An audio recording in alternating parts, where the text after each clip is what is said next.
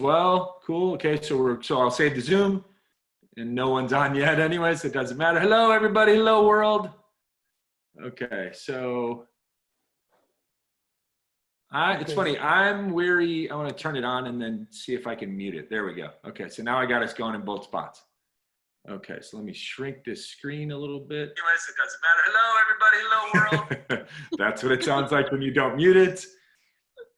Let's see if I can. I want to see if I can shrink this screen down a bit. Where did you find the event, Cynthia? I'm trying to find it on Facebook, but so it should. If you can go, just look for the GrowthHax page on Facebook. Yeah, it'll probably be somewhere in the GrowthHax page timeline or feed or whatever you call it. I'm going to send these to you, however, Conde. Yeah. Oh, here. Now I see it. Yeah. So now I'll take a photo for us so we can remember what this is like when we are on multiple screens at the same time. There we go. Nice. Super. Perfect. So the fun, like the tricky part that I'm not, this would be the part that we were like testing, but I don't know how it's going to work live versus the test, is to see like comments, right? So let's see. I'm gonna message my partner David, who I think is just watching or listening. No, here we go. All right, so I'm gonna message him.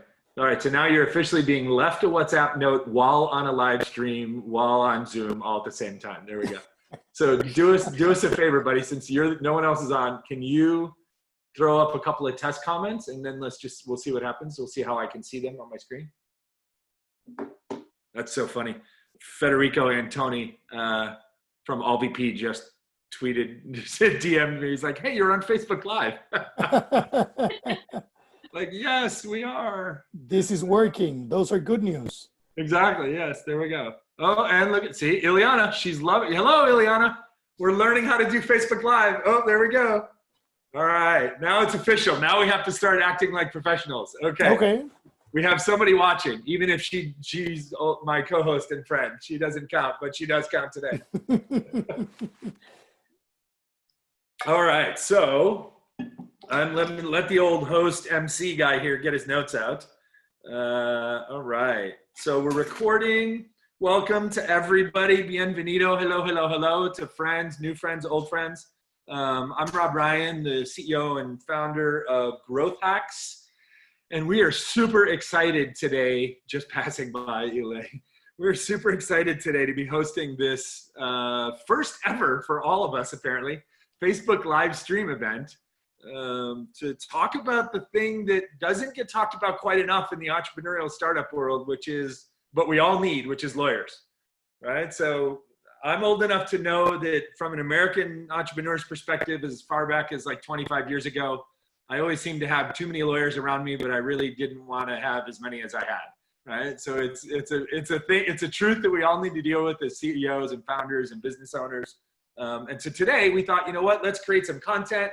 Let's have a conversation with two of our favorite lawyers in Latin America. Let's share it with all of you in the world and record it so that we can republish this and share it again and again and again.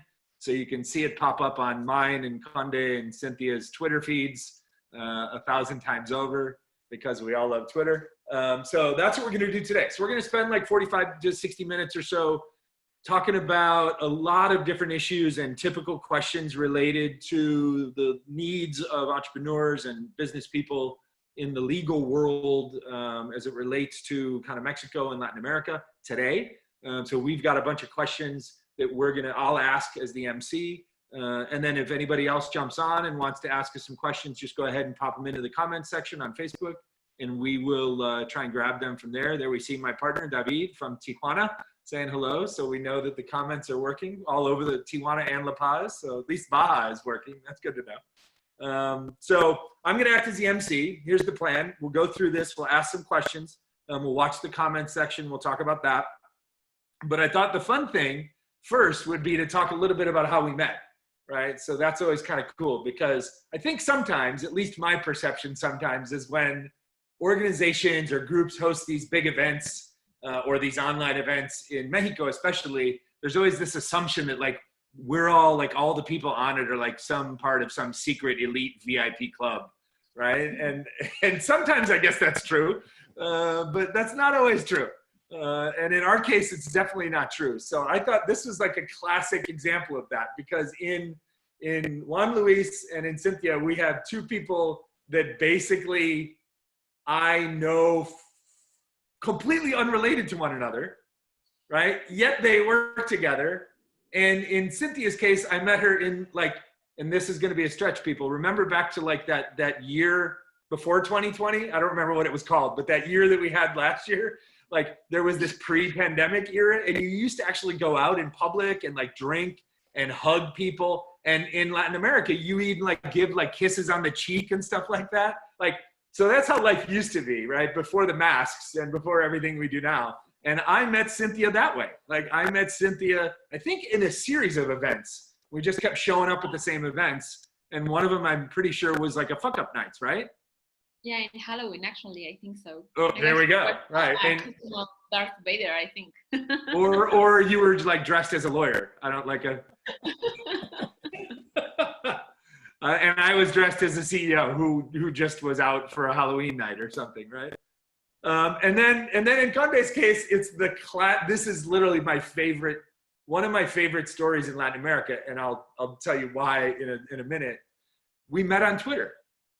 Like we literally just started following each other on Twitter, and it wasn't, I think I was reading things that you were saying and commenting or laughing or being a smartass and like kind of agreeing with your sometimes cynical, like pragmatic, realistic view of the world.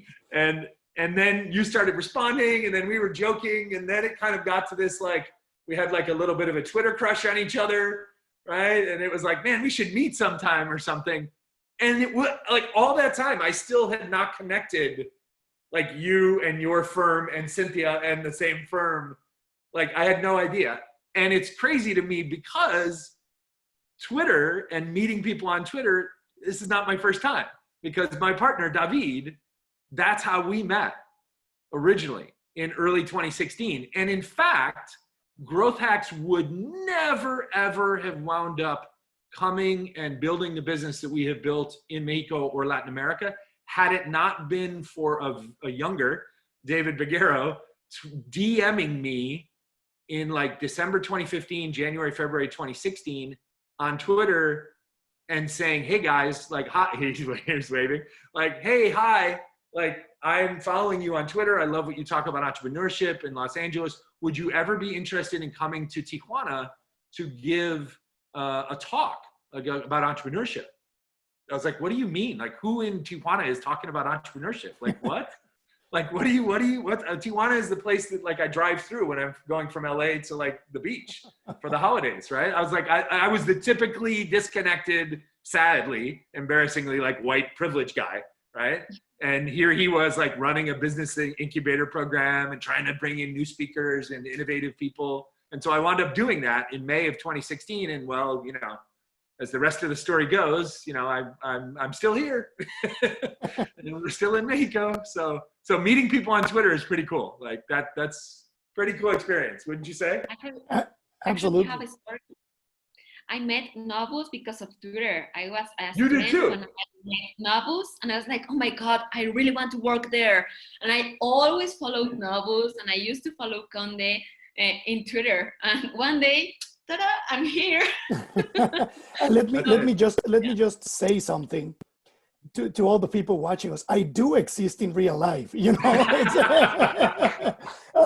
But yeah, it's fun because a lot of people might think that Twitter is only, you know, to bash people or fight with people, and there's a lot of fighting. But I truly believe that that if we try to force ourselves beyond that, we can truly make good connections, valuable connections, and start building something that's meaningful. Because as you said, Rob, now we cannot go out and have a beer, so we have to make an extra effort to connect. Right.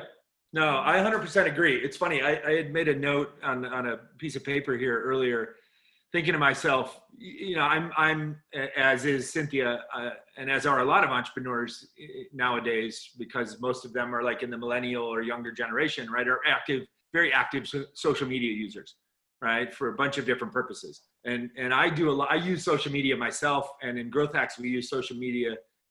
We like to think pretty effectively and very aggressively to tell stories, right? But what I have found is if I had to look at the different platforms, to me, like Instagram or Facebook, you know, LinkedIn to a different lesser degree, like those are great, like long form storytelling, brand building platforms, but there is no platform like it for being able to build like quick relationships, not easy, but like deep, quick relationships with people than Twitter. Like to me, it's just, I don't know if it's the nature of, I was thinking about this afternoon, like maybe it's the nature that Twitter basically like forces us, you have to have an opinion, like you have to have a point of view, right? You can't just like ramble. I mean, now everybody's figured out how to do like, you know, 20 tweet threads, right?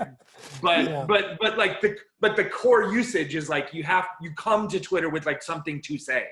Right. Right. And then when people like you and I, that was your and I story, Conde, like when then you see people saying things that resonate with you, then you tend to reach out or comment Yeah, or you like, jump in. Absolutely. right? Yeah. And so then maybe there's like a higher likelihood of like-minded people, like kind of being like, oh, okay, we're already kind of like-minded, so therefore we draw together, or we draw together against the other people, the other causes that we disagree with. But it just seems like there's something about Twitter that's just amazing. And so I think this is great. Like I met you got your job because of Twitter. And what we're really learning is that Conde just spends all day on Twitter. Like he's he's building his empire on Twitter. Guilty as charged. So all right, so let's get into it a little bit further. So cool part today for everybody that's watching or listening or will watch later is, so I'm coming to you from Los Angeles here in my lockdown version of life. Conde is coming to us from San Francisco, which is a surprise. I expected he was somewhere in Mexico today. And then Cynthia's coming to us from Guadalajara. So we've kind of got, you know, varied perspectives on what's going on. And we're obviously living through a very unique time. We're not going to make this call about the pandemic, right? Because that's not every other webinar and Zoom call is about the pandemic and how to survive it. And that's not the point of today. The reality of today is pandemic or no pandemic is every entrepreneur out there is having to think about how to build their business and how to become a meaningful player in building the new world, I call it, that's coming from that. And so I thought I'll tell everybody a little bit just briefly about GrowthHax, and then I would love both of you to, from your own perspectives, talk about Novus maybe overall, and then maybe talk about like Novus in your activity in Guadalajara as well. So if anybody doesn't know what GrowthHax is we're a consulting firm that is born here in Los Angeles in the US, but we work primarily in Latin America. David and I like to call ourselves kind of like the connective tissue of the entrepreneurial economy. And what we do is we work with universities and gobiernos, NGOs, venture capital firms, corporates to help them to do basically three things. So we help them with their entrepreneurship programming. So we come in and we say we're basically there to try and help them do whatever it is they're trying to do for their community, but do it better. And so we create a lot of unique mentorship experiences and programming and content. And then the second thing that we're probably equally known for in Latin America is that we are, the less fancy way to say it is we're basically super connectors, right? So we do a lot of literal contract project-based relationship development for those same organizations. So we help them to build their networks, to extend their alliances, to stretch their reach beyond their home market or beyond their home country through our relationship network we have. And then in some cases, we wind up working with some of those same clients to help them with their strategic planning. So, you know, I'm a Tech de Monterrey, or I'm a big corporate from Argentina, or I'm a local NGO or a local government in central Mexico. And I'm thinking like, how do we compete? What kind of programming should we create? How should we fund entrepreneurship? How should we invest in our community? Not just today, but like 3 years from now, 5 years from now. And we're very blessed and fortunate to be able to be invited into those discussions to help them plot out the future. So we kind of think of ourselves as basically like construction company of the entrepreneurial economy. And obviously, part and parcel of that process for any entrepreneur is working with great lawyers, right? We have to have lawyers, we have to have accountants, we have to have advisors, and we need customers, right? And so why don't you guys tell us a little bit about Novus, and maybe your personal stories as well. Either ladies first, how about Cynthia? No, thank you. Novus, And by the way, you can speak in English and Spanish and Spanglish if you want. thank you. Maybe I will in Spanish too, because I love Spanish. It's a beautiful language. Please do. But I'm going to tell this in English because I really love Novus. I think it's the best law firm in Mexico and in Latin America. So this is like, oh my God, I really love this law firm. I really love working here. So it's like kind of difficult to take out my feelings and be like, I'm not going to be super excited telling you why I love so much Novus.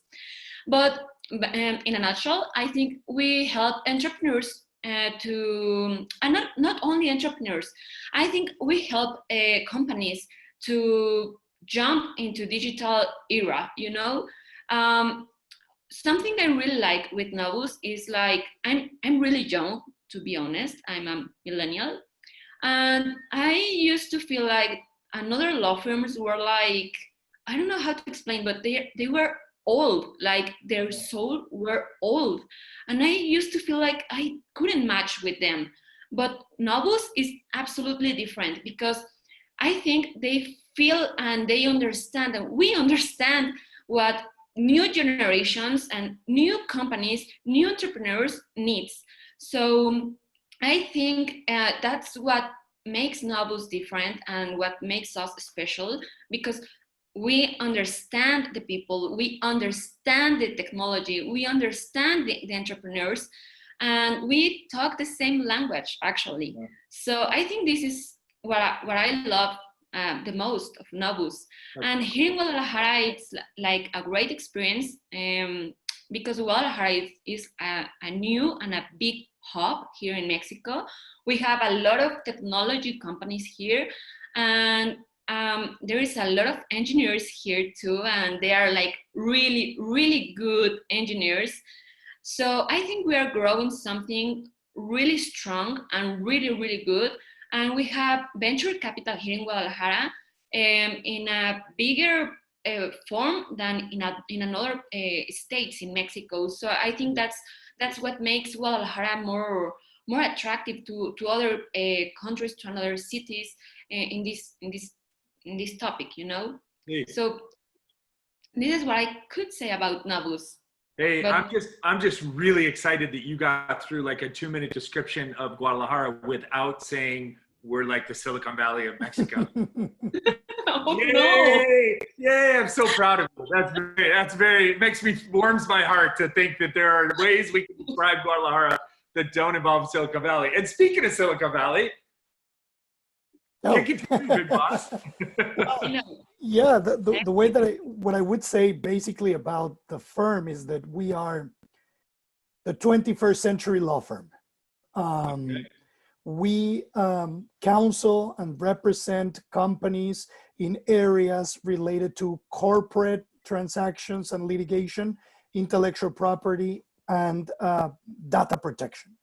And as Cynthia just said, she said it way better than I could.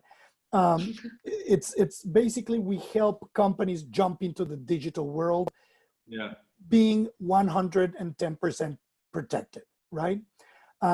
As a little background story, I started Novus 10 years ago with my law firm partner, Salvador, who is also a great guy and a great attorney.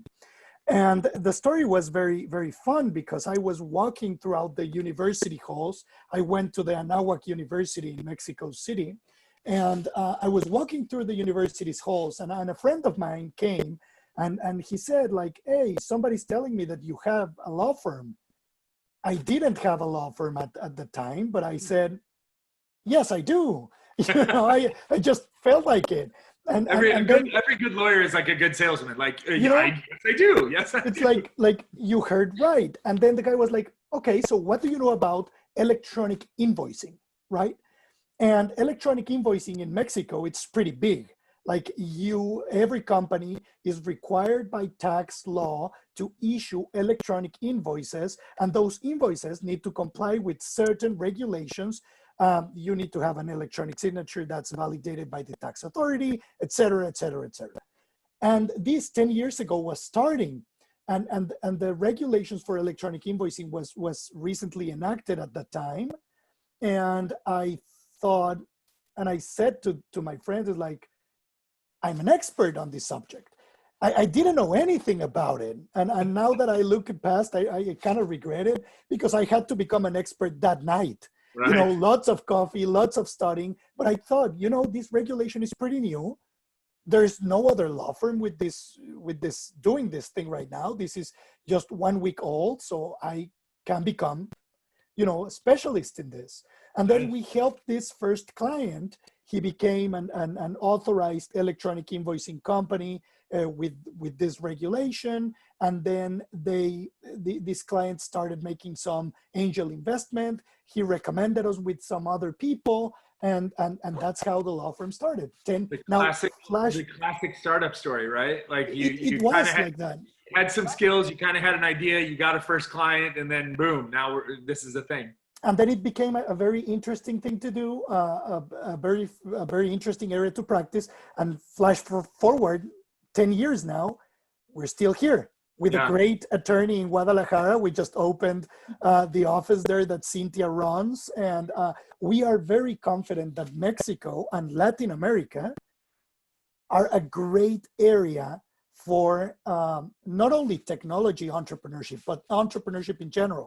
But we are very confident that this area and this region can actually bring a lot into the table. So we want to support that.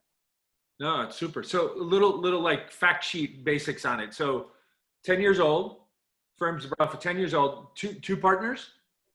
2 founding partners, yes. Okay. And then how many lawyers are involved? You two and Cynthia and anybody else, or? No, we don't have any more lawyers working. That's great. We have people that help us in other areas. We have some advisors. We have a financial partner that he's not a lawyer, but he does financing for big companies, mostly banking financing. But yeah, we're only 3 lawyers. And also, it's like a lean startup, right? So absolutely. And we use a lot of technology, you know, to offset that. And also, you know, full disclosure, we are lawyers in Mexico. We're licensed to practice law in Mexico. We're not US lawyers or lawyers in any other region in Latin America. So we focused on Mexican law. 3 lawyers. We are looking to grow the practice and maybe, you know, bring on board more people that would be interested in working with us. But for the moment, we're only the 3 of us. And are most of the clients in like Mexico City or in Guadalajara or all over like equally distributed around the country? How does it look geographically? Most of our clients are from Mexico, like in general. Mexico City is a big, you know, part because it's huge. It's Mexico City, you know. We have some other big clients in Guadalajara, but we have also international clients. We have counseled companies from the US, from Europe, from China, from Argentina, Colombia. That are coming to Mexico to do business. Exactly. They need the guidance and the direction. Yeah, exactly. Which is critical, right? I mean, so I can say, right. So we do business through GrowthHax in, I think we last year ended with like, we've gotten into 6 different countries in Latin America, right? Not including the US. And probably 60% of our business or so, 2/3 is in Mexico. But I can say from personal experience in our business, right? The amount of interest that exists in like South American companies or Central American companies and how do we crack into, into Mexico, right? And how do we navigate the systems of Mexico? And so in that context, like a Novus is like an invaluable partner for that, no matter what kind of enterprise it is. And then it sounds like, just to confirm, if, for example, like now here, because I'm here this year, I'm establishing a lot of relationships via Zoom and Twitter and introductions in Los Angeles. And so we're trying to lay some seeds of momentum for, okay, let's really like post-pandemic, let's start building the bridge between Los Angeles and Mexico, right? And Los Angeles and Latin America, because, you know, as some people know, but not everybody knows, Los Angeles would actually be the largest Mexican city after Mexico City based on population. So there's the largest population of Mexicanos outside of Mexico City in one place is here in Los Angeles. And then when you add in the diaspora of other Latinx citizens here, it's an incredibly big like Latin community. So we're trying to do that. And if we had American companies or investors that were interested in getting involved in Mexico, then we could also leverage a Novus to help guide those American companies, right? That's cool. That would be amazing. Actually, you know what? This is something that we actually are laser focused, you know, helping these international businesses, you know, landing in Mexico with all the legal, you know, perspectives. You setting up an entity, hiring someone, registering, filing, whatever it is. Like we have helped several companies to set up their subsidiaries in Mexico, develop IP in Mexico, hire people, sell their products.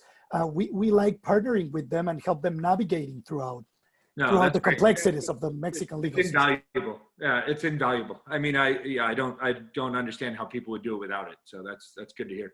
All right, so let's jump into some of the questions so we can touch on all these big typical questions that people ask. And we'll give a quick shout out too to our buddy Rigo Vega from Rigo. ¿Cómo está, Rigo? He gave a cool comment. He says it's pretty cool. You know, we need lawyers that truly understand the ecosystem. Way to go, right? So loving Rigo. Rigo's working for some cool new technology company now that he's moved on from WeWork. So he was giving me an update a couple weeks ago. I've been a mentor, Tio Rob, to Rigo and Kuko since November of 2016. So cool. We're like family at this point. Yeah, I met them at Inc. Monterrey in 2016, the very first time I ever went to Inc. Monterrey, and they were the first team that I got assigned to mentor. And we got close then, and we've stayed close ever since. So it's I love seeing Rigo dropping on our live stream today. So all right, so I'll leave it to you guys to tell me. I'm looking at my notes, so excuse my reading glasses and my phone here, but I'm just going to jump into a bunch of these different questions, and I'll leave it to you guys to figure out who wants to answer them, right? So I think the first one, and you were just touching on this, so why don't you expand on this a little bit, right? So the first obvious one about like why lawyers, right? So what's the importance, and let's, in this case, like maybe we're talking to the Mexican audience, right? So I'm a Mexican entrepreneur. I'm any one of these, you know, hundreds of entrepreneurs that go through programs like Retos Zapopan or other programs in Jalisco, or, you know, or the 500 startups programs, or any number of these things that go on in Mexico. And I'm thinking like, do I need a lawyer? Why do I need a lawyer, right? So the first big question is like, talk about what the importance of having a lawyer is like, and in this case, let's talk about it for like a new venture. Do you want to tackle it, Cynthia? You first. Well, okay, I'll go. I think that some entrepreneurs might not feel this way, and big disclosure, this might be our fault as lawyers, you know, but lawyers are actually a very important part of a company. So it's very important that you as an entrepreneur understand, first of all, what's the role that your lawyer is playing in your team? And second of all, what's the value that the lawyer is actually adding to your product, to your company, to you know, whatever you're doing. If you fail to understand these two things, you don't need to be sitting in a lawyer, because it's really boring to be sitting with a lawyer in a table if you don't have anything interesting to talk about. I know that. So first of all is what do you expect from a lawyer? It's very important that you hire someone who has the ability first to understand what you're doing, what's your company, what's your product, what is happening, and that has the ability to lay on the table all the possibilities and the consequences that you will face, right? Like if you want to do something, I feel the job of the lawyer is not saying to you, it's not telling you that you cannot or you can do it. It's like, okay, this is what you want to do. these are the legal consequences, and you should face these risks or whatever, like very seriously, so that every entrepreneur can, at some point, make a decision, right? If they go for option A, option B, or whatever. Of course, the lawyer is not somebody who, I mean, you don't want a yes man in your team that would always say like, yeah, that's okay, because a lot of people say, no, I want a lawyer just to implement what I'm telling them to implement. Right. And I mean, if you do that, you can virtually end up getting into a lot of trouble, right? But also, you don't want a lawyer that's calling the shots for your company, right? Because lawyers, we're trained to be conservatives, not in a political view, but in a way of practice. We have to take the least risky option, right? So if you actually let your lawyer decide what are you going to do, probably you end up doing nothing, right? So you need someone, I guess, the greatest value that a lawyer adds to your company is that he or she is able to spell out what is going to happen if you take this or that decision. What are the legal consequences? So that you can take informed decisions and you can take calculated risks. That's in my opinion what it's about. No, I mean, it makes sense. So Cynthia, answer me this then. If I'm one of these young companies that we're using in this example, right? And I'm in Guadalajara, like how do I find a good lawyer, right? How do I approach, and then like, do I negotiate with you? Like, is it just here's what it costs? Like this is the fixed cost, or here's our hourly rates, or like, so how do I find you? Like if I'm a young company in Zapopan, like how do I find you? And then what do I talk about, right? So Conde's given us a little bit of the, okay, when I meet you, I should be interviewing you. Like instead of having you interview me, like I should be saying like, I'm choosing the best lawyer that fits us. But like, how do I even find you? Like if I don't know any lawyers, right? If I only just hang out with entrepreneurs, how do I find a good lawyer? And then what's that first meeting like? What am I supposed to say to you when we're having coffee together? Actually, I think this is a funny question, because we were talking early this morning, because we were discussing this topic because of something that happened today. And we were talking like, we think that sometimes entrepreneurs comes to us and they are just like expecting like we can read their minds. Like, yeah, I'm like Walter Mercado and I know that you need this. And that's not true. Actually, we really need that the entrepreneurs talk to us like, okay, this is what I want to do. This is my expectation. And sometimes entrepreneurs, they don't know anything. Like, I'm not kidding, anything, any terms, and it's normal. I mean, they are concentrated in their business. Right. They don't have to know the technical words. But I think something that adds a lot of value, it's like we as lawyers, that we can understand the entrepreneurs and what they really want to do. So how can they find a good lawyer? Okay, first, I would say something that is really important, it's to find a lawyer that is specialized, because there are a lot of lawyers. You can find a familiar lawyer, you can find a lot of lawyers, So I think you first have to know what's the main core, what's the specialization of the lawyers, of the law firm.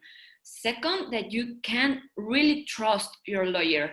That's something I want to tell like very straight. If you don't trust your lawyer, go find another one. It's like a relationship, like I'm not going to stay with my boyfriend if I don't trust in my boyfriend. It's exactly the same with us. If you don't trust your lawyer, find another one. And if you can't talk directly to your lawyer, find another one, because communication is really important. Second, third, we as lawyers, we really have to understand how business are done, because it's not the same when an entrepreneur that has an idea comes to you and the entrepreneur that comes to you after 4 or 5 years working in their startup. It's a huge difference. So you as a lawyer have to understand how is this growing inside of the businesses, inside of the companies. So if you feel like you are not talking the same language as your lawyer, find another lawyer. And fourth, if you're feeling like you can't trust, communicate, or understand your lawyer, go into Twitter and look for Novus and call us. There you go. Nice.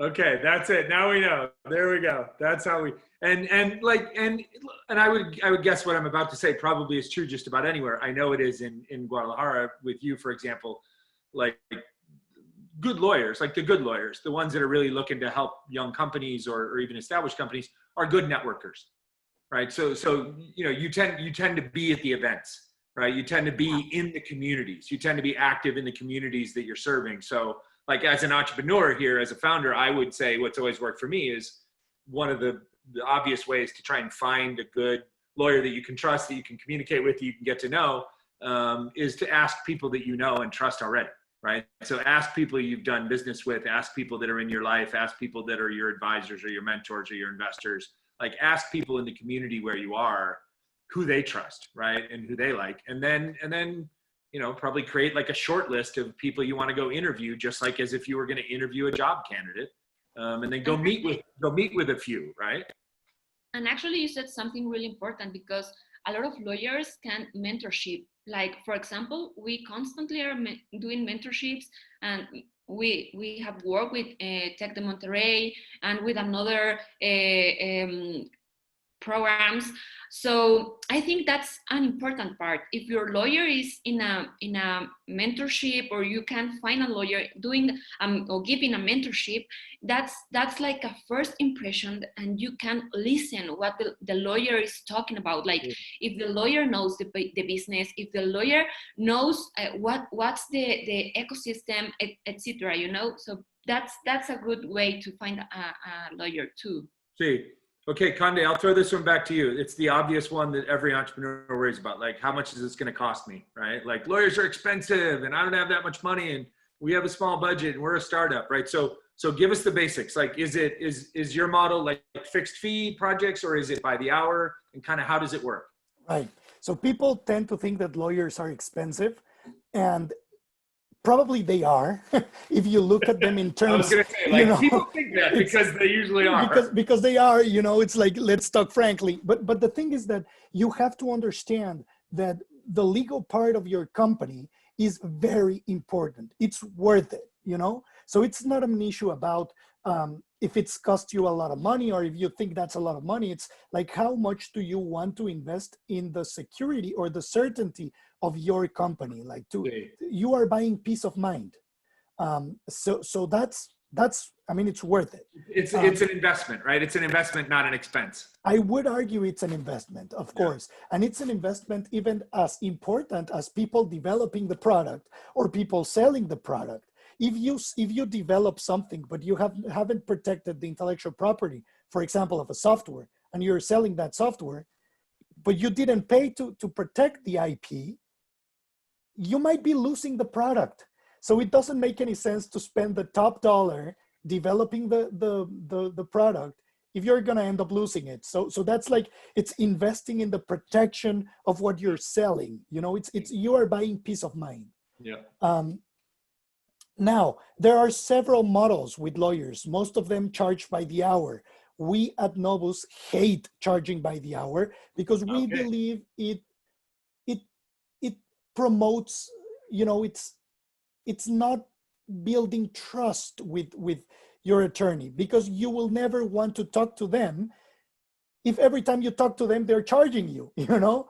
Right. And we need you talking to us. I've had lots of lawyerly relationships that have been like that. And absolutely. And we want you talking to us because we want to know a little bit more about your business, about your product or whatnot. And if we do not incentivize you talking to us, then we are not going to be able to provide a good service. So we at Novus got rid of hourly rates because we feel they don't make any sense. And we charged fixed fee for projects. And it's a very good advice for everyone that's coming to hire an attorney to ask, be open about your budget.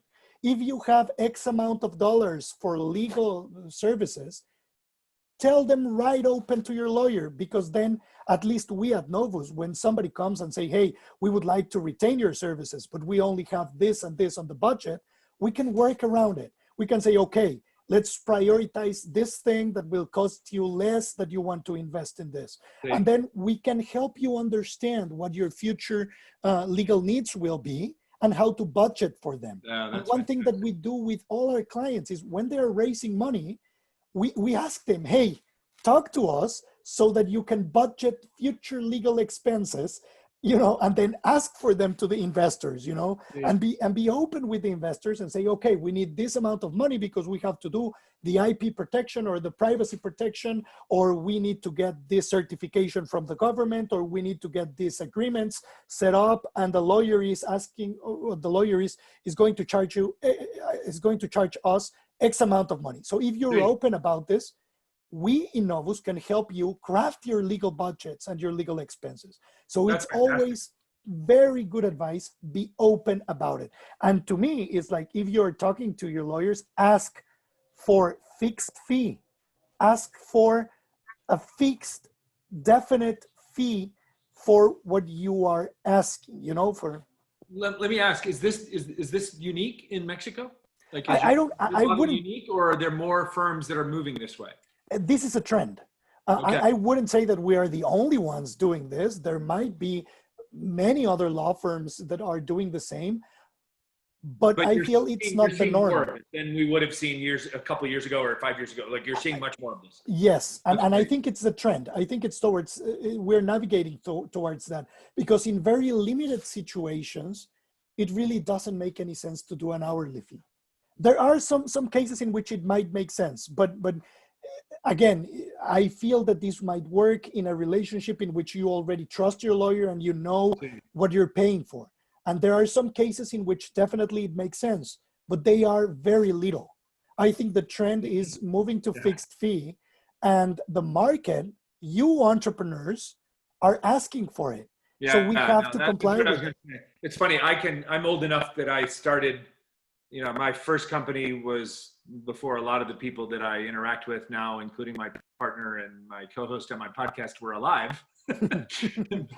but I can remember here in the US, in Southern California, like my relationship with our first lawyers, was a referral, right? So it was a trusted friend who referred me to meet this lawyer, because her comment to me was, to back up what you said, Cynthia, her comment to me was, you guys will absolutely love each other. Like, you two should know each other. Whether or not you choose him to be your lawyer or not, I don't know, but you guys should definitely know each other. So it was kind of framed in that sense. And when we met, it was great. We immediately fell in love with each other. It was great. Obvious, like, you get me, I get you. Okay, cool. But he worked for like a top 5 law firm in the US, and this was 25 plus years ago, right? And so it was a very typical fee structure, hourly rate, big fat retainer. I mean, these were large. I'm not even going to say the amounts of money because they were stupid. But like, I remember that in our relationship, I trusted him, so it was not an issue.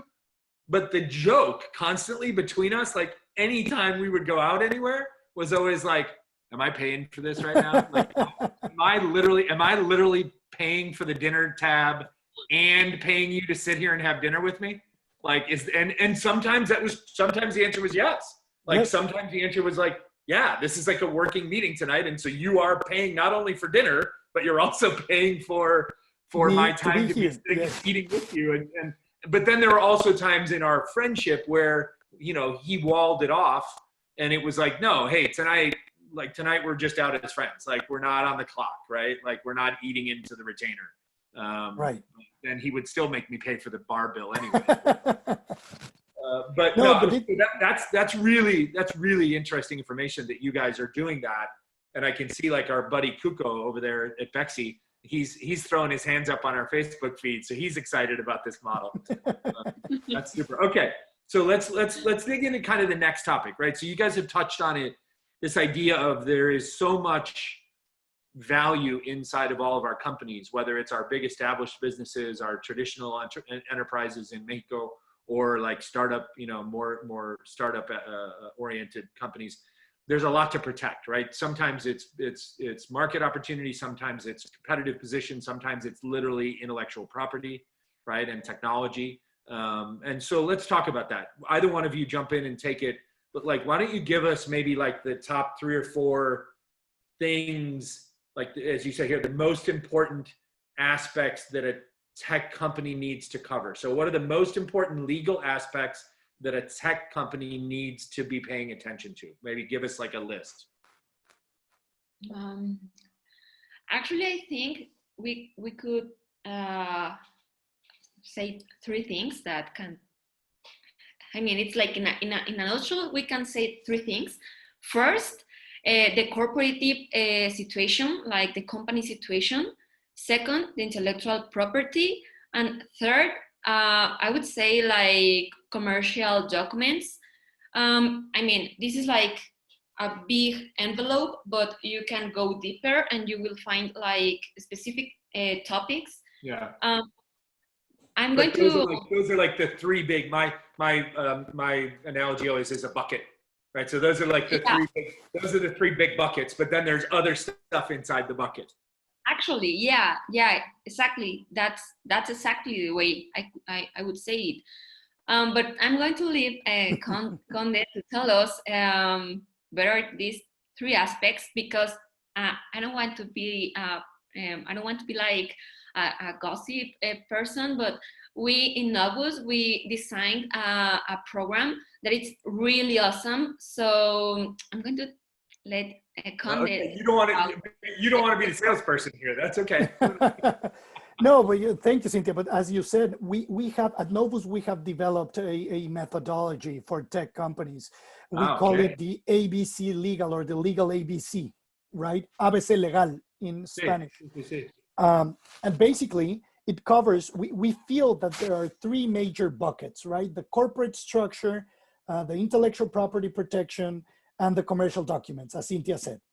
The corporate structure is about what corporate structure do you need to incorporate in order to, do the business correctly. Because there are choices in Mexico. There are several choices, and they depend. Of course, another big disclosure: this is not legal advice. Exactly. But if you want legal advice, I only play a lawyer on Facebook Live. I am not a lawyer. But yeah, so if you want legal advice on your particular situation, you should totally consult and hire and retain somebody that would guide you through this, because there are several options, and it depends on if you want to bring venture capital, if you want to, if it's a subsidiary of an international company, maybe you have your holding company in the US, maybe it's a Delaware C Corp, then you have another choice in Mexico to set up, the subsidiary. So first is choose the corporate structure, the right corporate structure for you. And the big idea of having a corporate structure is to have a vessel in which you can throw in everything. If the partners are putting work into it, if the CEO and the CTO and the CFO are, doing work for the company, then the company must retain the intellectual property on whatever they are doing, and then the company will compensate them with stock for what they're doing. If there's somebody who is coming in, an angel investor or a VC that's putting money into the company, then it's better to go into the company bank account. It's way better than putting it into the personal bank account of a founder. So a corporate structure will help you organize things a lot easier. So that's the first thing. The second thing, if you are building a tech product, a software product, if you're selling ones and zeros, right? You need to protect those ones and zeros. You need to protect that software. So the idea is, how do you manage to navigate intellectual property laws? What agreements do you have to sign with people who are building the product that you are actually developing to launch into market? And this takes, it's very advisable to sign an intellectual property assignment agreement and then start, working it from there and see if you can protect your software, for example, as with copyrights, or maybe you can protect your software as a trade secret.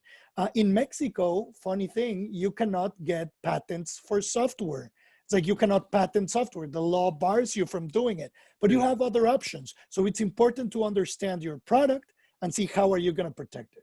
And once you have it protected, the third part is how you sell it, right? And these are the commercial documents, your terms and conditions, which are regulated. You know, we have authors' rights regulation, consumer protection regulations. We have several regulations that touch on terms and conditions. And then we have the privacy policies, certifications. If you're doing, for example, a crowdfunding platform, you want first to get the certification of the Mexican Banking Authority, la CNBB, because if you don't do it, you'll go to jail. You know, you'll go to prison if you don't do it. All right. So you have to be very careful.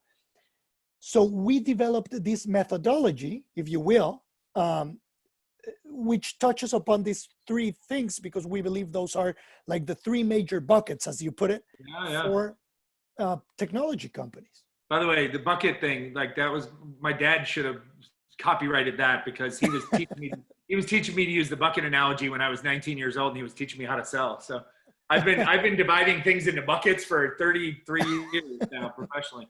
So hey, as founders, we all love to just do things on the cheap and on the hurry, and I don't have time. And terms and conditions for software companies or tech communities, right? Like, I mean, come on, can't I just go out and just like copy and paste that and then make some tweaks to it and change a couple lines? And like, I mean, can I get away with that? No, please don't. I hate this. I mean, obviously you can, a lot of people do it, but I wouldn't recommend that, because, you know, terms and conditions are real contracts. So sometimes people it's not just like an extra page on our website, like it actually means something. Who knew? Also, and a lot of people is saying like, oh, whatever, nobody's reading this. But there are people that read these documents. I love to read the terms and conditions. So actually, I'm always... That's why you grew up to be a lawyer. Yeah, actually, I think so. Yeah, I'm always reading the terms and conditions, and I'm like, oh, this sounds weird. I think they copied these terms and conditions. Okay. No, this is not working for this. I'm not using this platform. But actually, in a legal context, those are contracts. So you can develop obligations and rights with your users. So if you just copy the document and you don't read the document and you don't understand what you are putting in your web page, maybe you are promising, or maybe you are telling you are going to do something really different. Yeah. So why there could be like contextual examples out there that you say, hey, we have to write one. We don't know how to write one. We look at one, okay, cool. This is the basic structure of how they work. And then if you go in and you read every word and every line and you're like, well, this paragraph is literally the same thing that we're going to do. Okay, cool. Like, but again, very thoughtful. And then it's really, you're kind of using other contracts as like examples, but you're drafting your own. Okay. And you know what, maybe that sounds like simple, like, oh, this is like what I do, because a lot of people copy the documents of the competitors. So that's of the competition, but so that's not good, you know, because there are also a lot of regulations in these contracts. For example, here in Mexico, we have Profeco, and Profeco, it's like the instance that check that if your terms and conditions are not like good, or they are not showing what you are really offering, they are going to catch you and they are going to be like, oh, you bad boy, you know? No, that's great to know. I mean, right? So there's literally like an agency that is making sure that people are living up to these conditions. So, so very similar, but different, but like kind of same context, right? We live in this world which is super privacy sensitive, right? I mean, privacy. We all give it away every time we open this, but at the same token, then we scream about wanting to make sure that we protect it, right? And so what about that? Like, what about that in business? Like, how do we write like compliant privacy policies? Right. So a lot of things that many people don't know, even Mexican people, it's that Mexico has very strong privacy laws. It's I did very not know. similar, you know, it's very, they are very strong. Everybody knows about the famous GDPR from Europe, you know. Have you heard something like that, Rob? Sure. It's like, Yeah. it was very popular like a few months ago when the GDPR went into effect. Everybody wanted to put the GDPR notice on their websites, right? And people don't know that Mexican law is very similar to GDPR, like very, very similar. You have also the same definitions, the same rights. It has a lot of similarities. So this, of course, if you are processing personal information in Mexico from your customers, you might want to get, you know, your hands dirty, building up a true and sound privacy policy, right? And of course, there are a lot of documents that build up into a privacy policy. There is another misconception. People who know about privacy laws in Mexico think they are good to go with a famous document called privacy notice, aviso de privacidad. But that's actually only the 10% of the compliance.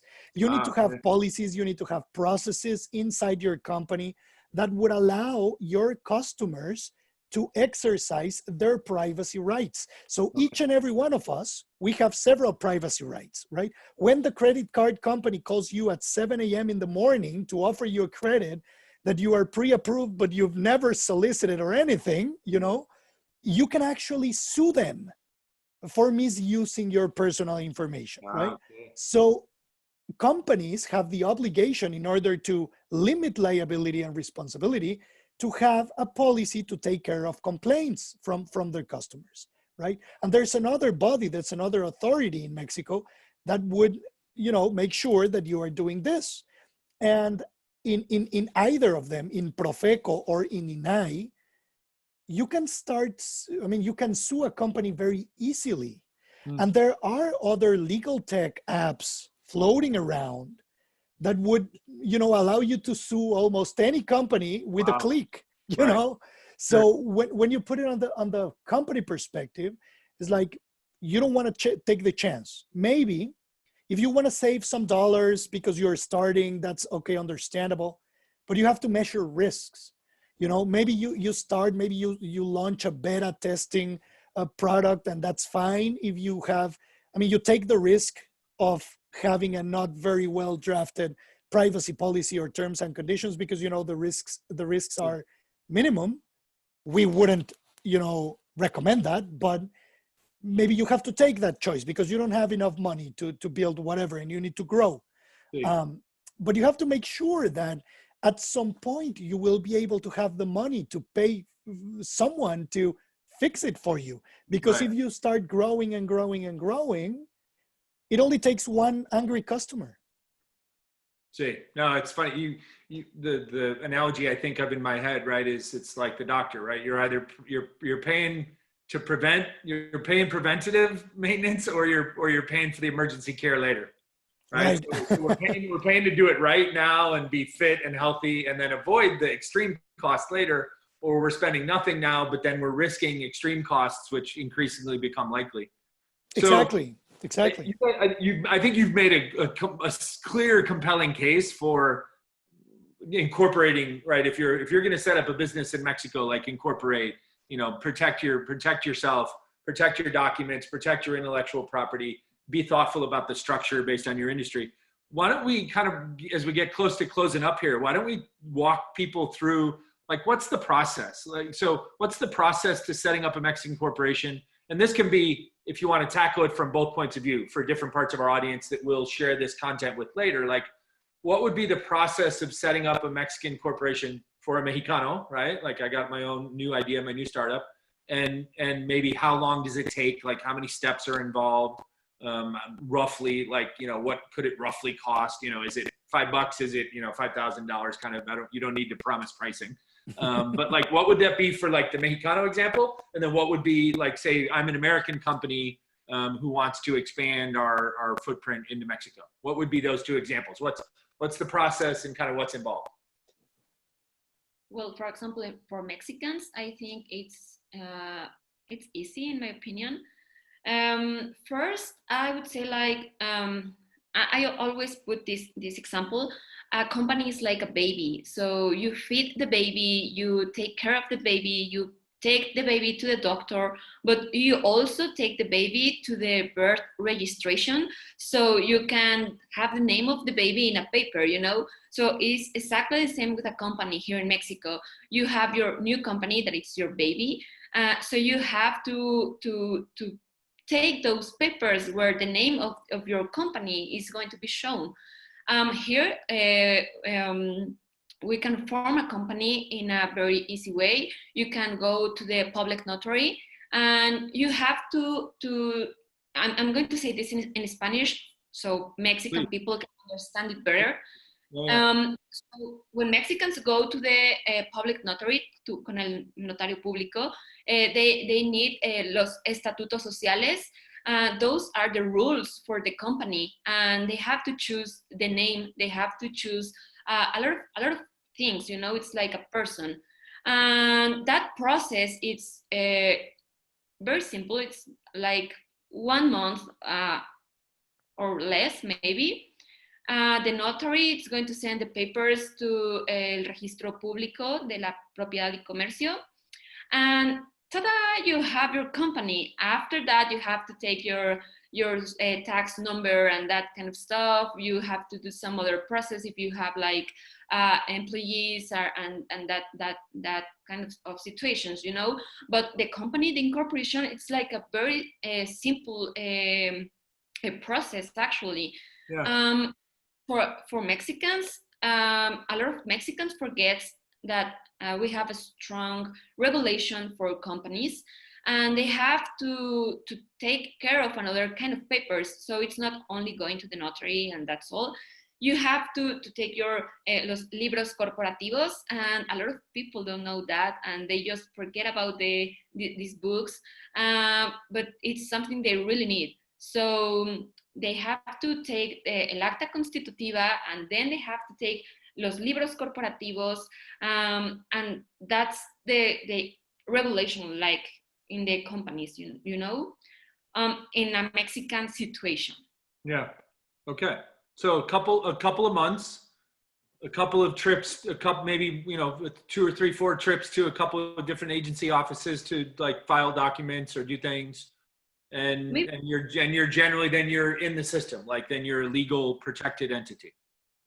Yeah, and maybe less. I mean, setting aside the lawyer part, you can separate it if you want.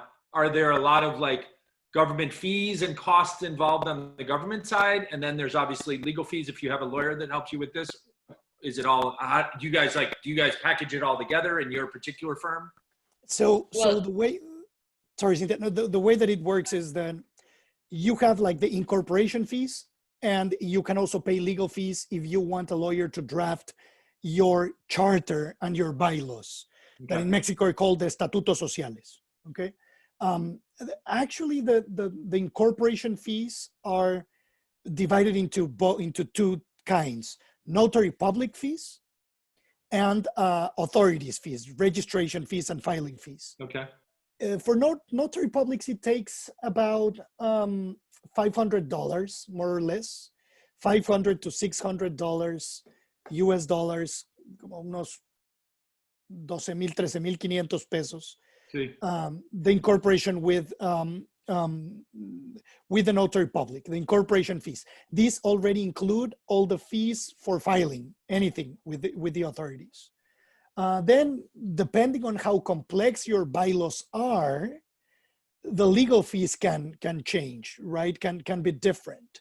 We have some formats or some model clauses of estatutos sociales for companies that want to raise venture capital. So then we try to like maximize that the upfront fee is not that much for the company, but usually it ends up being about $2,500 more or less, See. to set everything, to get everything set up, right? To get the incorporation fees, filing fees, legal fees, and you get your company registered, fully functional, with all the corporate books that Cynthia just mentioned, like fully compliant. And for US companies, it's the same. The process is the same. The only difference is that you need to go to the foreign investment registry. You need to file the different agency involved in. Okay, so like an additional step in the process. Yes, and you can do it through the internet, and it's very easy. You don't have to go there, and you can set it up very quickly. And if you don't do it, you can get fined for about $500 more or less if you miss the deadline. Yeah. But you have like 3 months to do it, so it's like very. But there are some nuts and bolts in the process, right? When you're, even though the process is the same, it's like you go, you ask for the name of the company once that with the business ministry and Secretaría de Economía. Once you get the name authorized, you can draft the bylaws, you can notarize the bylaws, and then you do the filings. Once you have the filings, you go tax ID, bank accounts, and you set up everything if you want to hire people, right? So the process is very streamlined and very straightforward. But when you are a Delaware C Corp that wants to incorporate in Mexico, for example. So yeah, this is the good transition, because that was going to be kind of like, let's finish up talking about that a little bit for two different reasons. So think about it from two different points of view. I know I hear on the company level a lot from Latin America, like a lot of these, younger founders are now saying, oh, I'm going to use Atlas Stripe or some service, and I'm going to incorporate in the US first, right? And so then obviously you're going to encourage that you should in parallel simultaneously incorporate in your home country as well. So in Mexico, right? Right, yeah. But then there's the other point of view. I'm curious for your feedback kind of as we round out here, is like, there's also now increasing interest in Mexico, as an example, from say, potential investors here, right? So now I'm an investor in Los Angeles, maybe I run a fund or I'm just an angel, but I want to invest in I want to invest in a Mexican company in León, in Guanajuato, right? And like, what do I need to know? What do I need to do? So maybe if you can attack it from both those examples. Absolutely. Cool. Absolutely. So yeah, so it's very easy to go to Stripe Atlas or any other online service and set up a Delaware C Corp. Even though setting up a Delaware C Corp is not that easy, eventually you need to take some steps and you need to take care of it. But if you have that, or if you have an already existing Delaware C Corp company, then the way that you would go in Mexico is it's the same process, but there are some specific things that you need to take care about. The first that I always recommend is you are not required to have a Mexican partner, but you definitely should have somebody with a Mexican tax ID and with a Mexican e-signature. Why? It is not required by law, but it's a tip that from experience, we have learned that it makes things so much easier to hire a country manager that would be able to help you set up everything after incorporation. Because incorporation, you can issue a power of attorney to somebody who would sign the incorporation deed with the notary public, and it's very easy. You don't have to set foot in Mexico if you don't want, to incorporate the company. All the partners can be foreign entities or foreign natural persons. That's no issue. But you will run into some troubles when you want to get your tax ID and when you want to get your electronic signature, which is required by tax law, because the legal representative, the officer of the company who has to set this thing, needs to have one first. So if you are a foreign national, if you live in the US, you've never, the only time that you've been to Mexico was for a bachelor party in Mexico City, and then you are not going to return to Mexico, you don't have a tax ID in Mexico, it's going to be a nightmare to find somebody who would be able to help you set this up. Yeah. And then the process can become a little bit more lengthy, and you don't want that. So that's that's like a very experienced tip. Now, if you are an investor, let's say you are a California resident, you live in Los Angeles, and you are a angel investor, and you want to invest in a company, in a Mexican company. And if the Mexican company has a Delaware C Corp holding company, then you invest in the C Corp and then you're done. Right. It's the same, you know? It's like you go, you hire your US attorney and you can do it as if it was any other company. But if you want to put the money in the Mexican bank account, in the account of the entity in Mexico, you can do it. There are no restrictions. That's an awesome thing. Interesting. But there are some things that that the company needs to take care. There are some recent tax regulation that would require the company file every year with their tax returns. They will need to file a notice that they have foreign investors. You need to file within the foreign investment registry once. So you need to be careful. So it's a little bit more like there's some work that's incumbent upon the company, the Mexican company in this example, because they have the American investor. But yes, exactly. As far as any kind of limitations on the American investor, there really aren't any in that sense. They aren't. You only need your passport or a valid ID and the tax number. If you have a tax ID, like for example in the US, I don't know if it's the social security number. I don't know what's the tax ID number. The corporate is a different tax ID, but then the individual is the social security number. So if you're an individual investing in this company, you would just give your tax ID, and then the company can file the reports within the Mexican tax authority. But in terms of restrictions, there aren't any in general. There are some industries in which there are limited.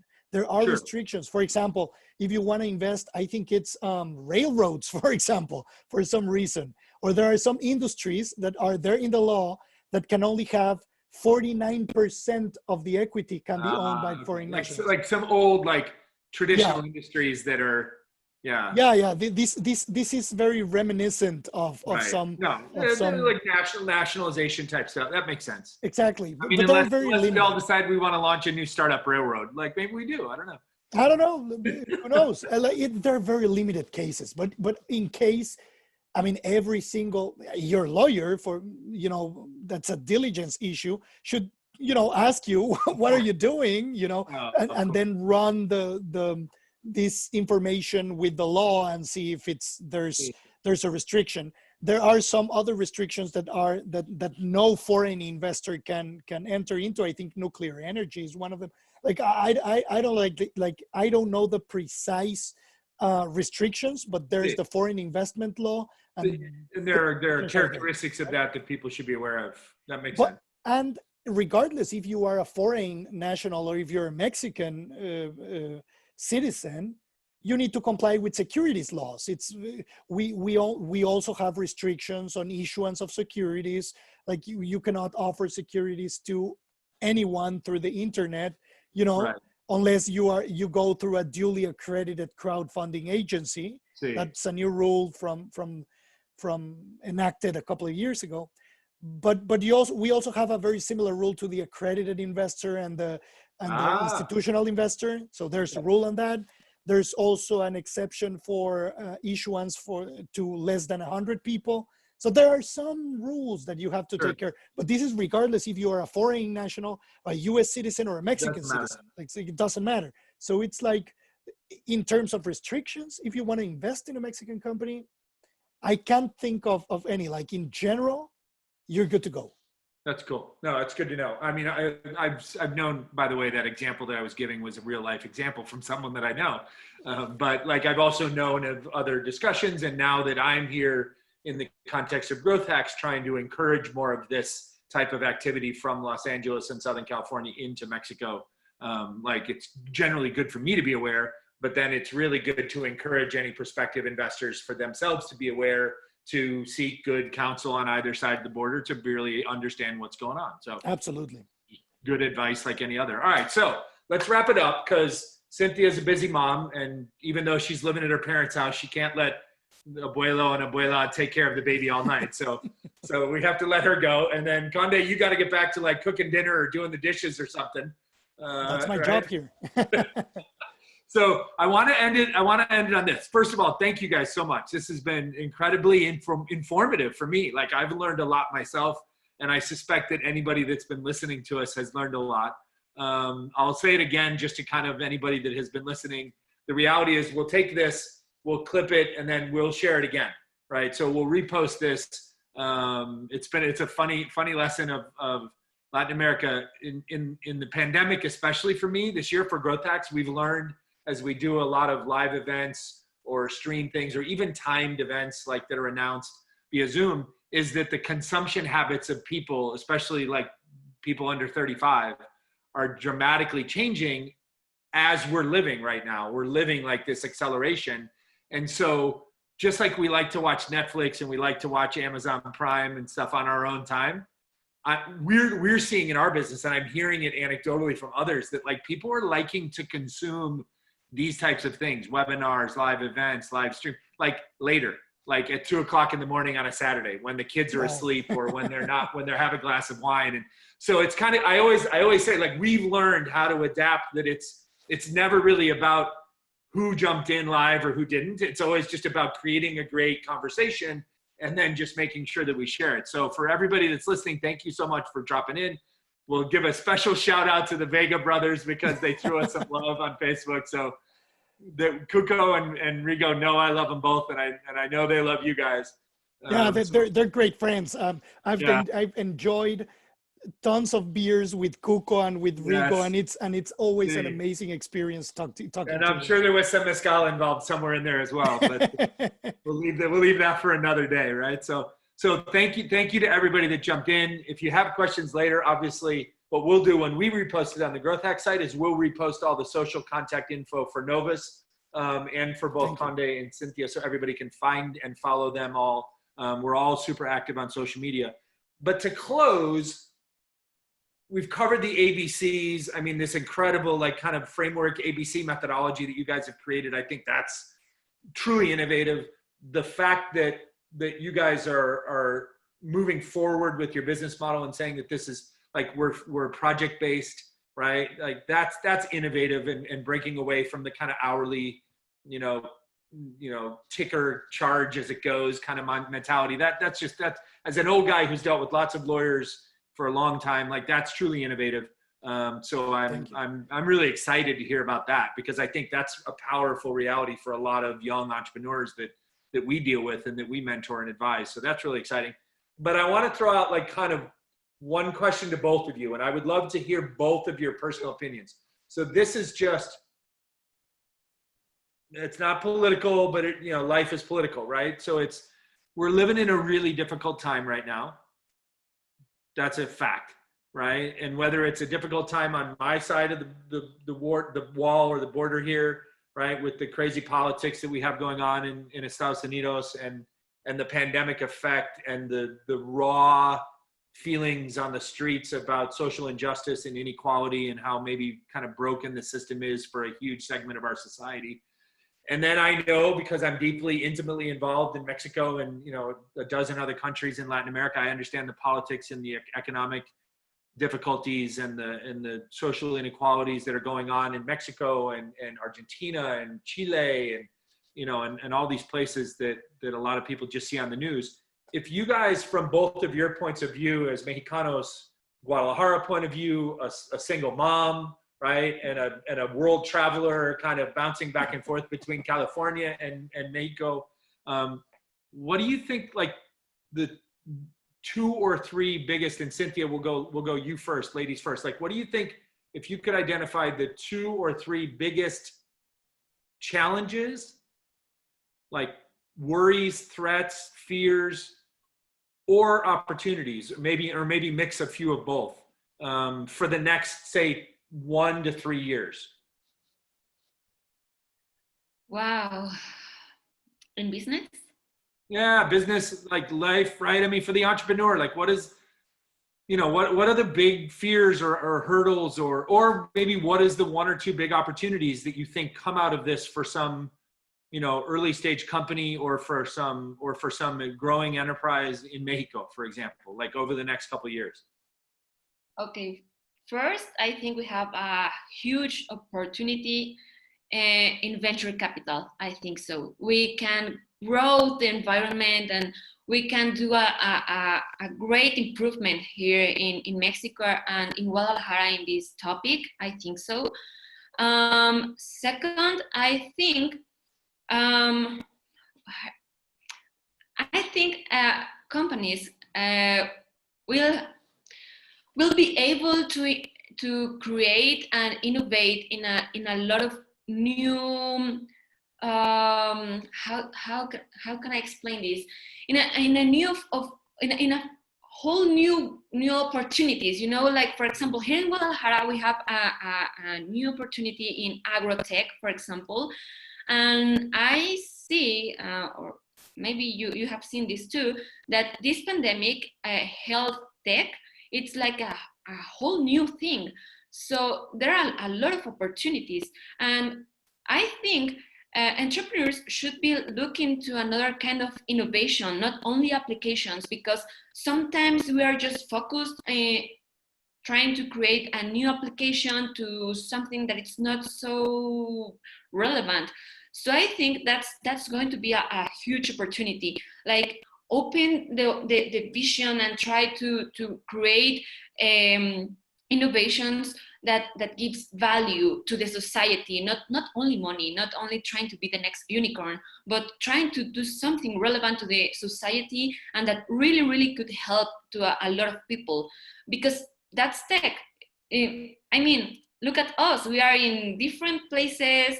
My boss is in another country and we are talking, we work perfectly. So this is tech, you know, this is really tech. So that's a huge opportunity. And third, talking about legal business, I think it's a great example that lawyers are taking a chance to use the technology in their law firms. That's something really new. That's something that we thought that was never happening. So I think that's a good example for another, I don't know, companies that used to be so traditional that they take We've clearly established that Cynthia is the optimist in the group. so you are, I'm going to summarize that by saying, from the ashes of challenges, there's going to be massive opportunities. That's what I heard you say. Yeah, that's great. No, that's great, and I think it's very wise advice as well. Conde, what do you think, buddy? What does the next couple of years look like? Well, very digital. What I mean by this is that I feel that, I mean, the US and Mexico, we're neighbors. And when I say we're neighbors, I don't only mean because we share borders, it's because we are actually neighbors. So sometimes you love your neighbor, sometimes you love to hate your neighbor, you know, it's like, and sometimes you compete with your neighbor to see who has the, you know, the prettiest decorations in Christmas, you know, and whatever, you know. So we're neighbors. And we need to connect. It's paramount that we learn how to connect US and Mexico to cooperate, and also with Canada and also with the rest of Latin America to cooperate to build something great, because we complement each other very well. 100%. So I think the biggest challenge is how to learn to connect when we cannot see each other. You know, when we have to connect through social media, through Zoom, through what, that's a challenge that's enormous. And if we do not rise above the occasion, we're not gonna get anything done. We're gonna, I don't wanna be pessimist, but we have to take this very seriously. So we have to learn how to collaborate. We have to learn how to communicate. We have to learn how to build partnerships. Despite the fact of what our politicians say or what, you know, the status quo is, we have to help. We have to listen to those who are in need, and we have to work towards empowering each and every one of us to build the future that we want to build, you know. And for me, that's the biggest challenge in the next 3 years. And in a more practical level, in a more easy way to say it, Mark Andreessen wrote about let's build things, you know. And I would say that building is cool, but we have to build connections first, you know? Yeah. So I would end the note saying like, yeah, it's time to build connections, you know? And I don't know if Mark Andreessen was referring to this as well. Probably he refers to something like that. But I'll be the opinionated gringo. And no, I don't think he was. I think he was talking about. I don't know him personally. About building more unicorns. I don't think he was talking about building human relationships. You know, I don't know him personally. I would like to, but I feel that we have to build. I agree that we have to build. But now let's build connections, and let's work towards that, and let's rise above the occasion. Man, I mean, thank you. By the way, you just did a commercial for GrowthHax, so thank you for that. Like, I mean, that's. You know, I have the great pleasure and good fortune in these last 4 years to be standing on a lot of stages and sitting at the fronts of lots of tables all around Mexico and Latin America. And inevitably, because I look like this and I am my age and I come from this country, I get asked, you know, about what's going on and why it happens. And I get asked what I think about the wall and just the concept of a wall. And all that, and we say in our business all the time. I'm just amplifying exactly what you just said, Conde, which is I'd give you a hug if I could right now, because we say that I don't care. Like, I can't control. In our case, like, we elected the president that we elected. I can't. He's in office until he's not in office. Is the way that I look at it, right? And so if he wants to build a wall as high as he can build it, then our job is to build the bridge that goes over the top of the wall and down to the other side, right? And that is literally our responsibility. And I think I've heard both of you say in different ways, both the optimistic, like, let's look at the opportunities from Cynthia's point of view, and then I'll call you pragmatic. And I think you and I agree, like, that's our vibe on Twitter is like, I call myself a pragmatic optimist. Right, like, I'm a believer in what's possible, but I'm also, because I'm an entrepreneur, I'm an operator. I'm a believer in what's possible, but I also live inside the day-to-day reality of what is, right? And sometimes those conflict. And I'm going to end this. It's going to be silly, just because I want to try and do this. A good friend of all of ours, Fernando Lelo from AllVP, tweeted something earlier today, and I'm going to send this to him later because his tweet really struck me. I'll see if I can butcher the Espanol version of it, but it's el día que el empresariado mexicano entienda que sus decisiones mueven la economía y que el dato macro no es una variable exógena sobre la que deban planear.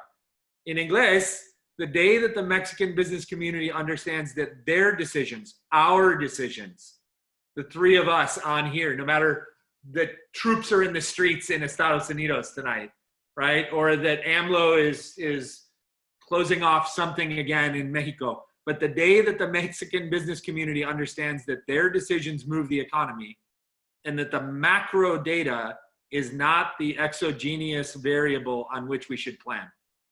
Like, when that day arrives, we will have all freed ourselves, right? To really, truly make change. And by the way, how bad was my Spanish? That's embarrassing. You are getting there. Plus, by the way, it's Pharaoh, so he's writing like Stanford level words. Yes, here. Like, yes, that's what I was gonna say. Like, his tweet is very it's very well written. The word exogenous, right? And well, that's what I want to say. It's like I was about to say that his tweet is very well written, but it's very academic. So it's a tough level of Spanish. I mean, I'm pretty proud of myself that I got that far into it, right? I had to bail out on. No, you did all right. That's pretty funny. Okay, hey, I love you guys. I thank you for this. I truly mean that. When I say I love people, it's because I genuinely love people. Like, we need more love in the world.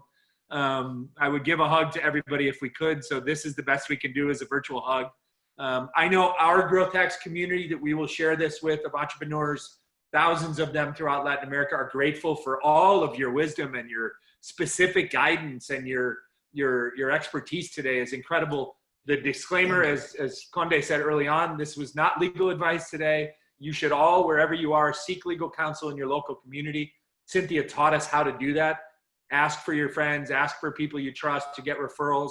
and then go find them and then go sit with them and understand, or today sit with them on Zoom and have discussions about your business and tell them your vision and tell them your dream and tell them your plans, and then ask them what you need to do from a legal, from a structural, from a documentary, from an intellectual property standpoint, the A's, the B's, and the C's.